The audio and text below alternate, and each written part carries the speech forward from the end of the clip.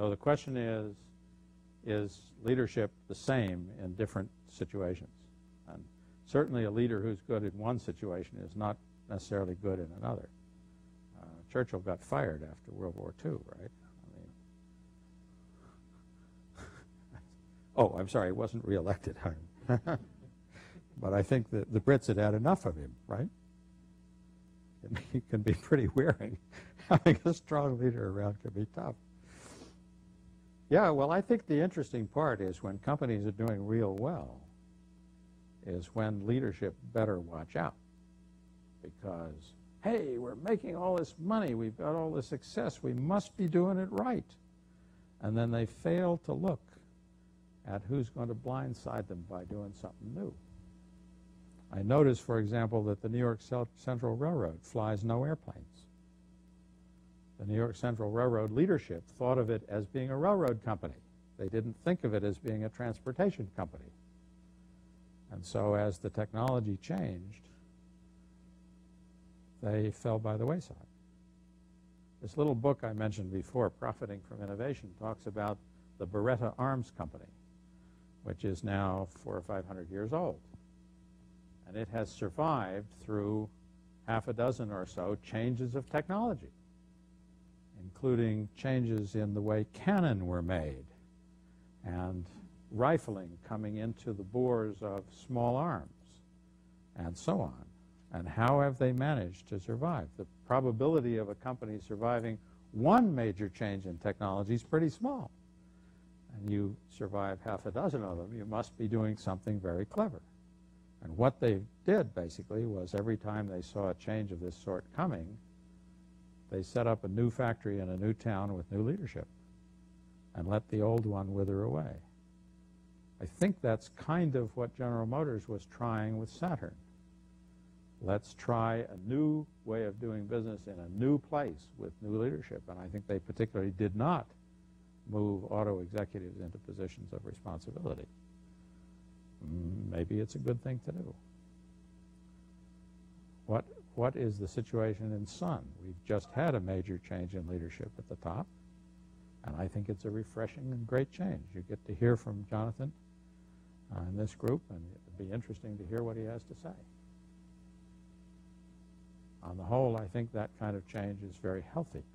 It enables the company to examine the things it was doing less than well and make some changes that may be important to its future. I've watched a number of occasions where disparate groups came together and joined forces to do something new. And every time that's happened, in my observation, the result is better than either of the seeds. That each of us is able to see the half of the stuff the other group is doing that's wrong. And so you get rid of that, and you're left with, only a quarter that's wrong. Somehow there's a product involved here. And so I think changes are necessary from time to time. But there's a wonderful man named Morgenthaler who said, I've been on many, many boards. He was a venture capitalist, one of the good ones. And he said, I've been on many, many boards, he said, and I've had occasion to fire a good many chief executives. He said, I never once fired one too early. Any more questions?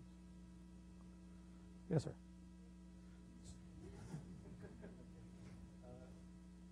Good point, and sorry for that, but it's late anyway.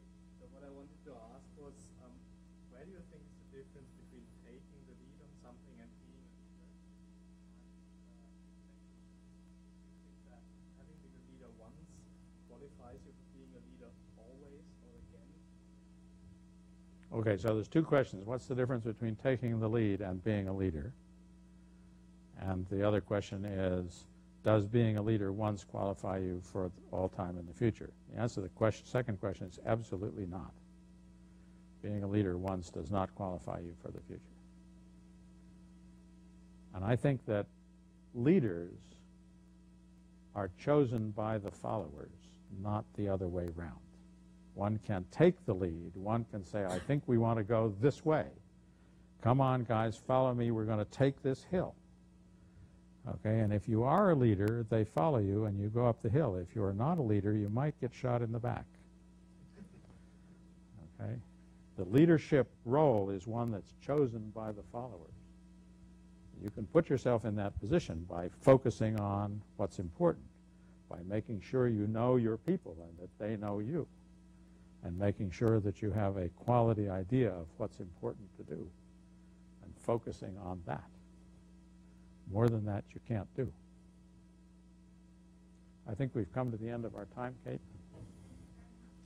Thank you, Ivan.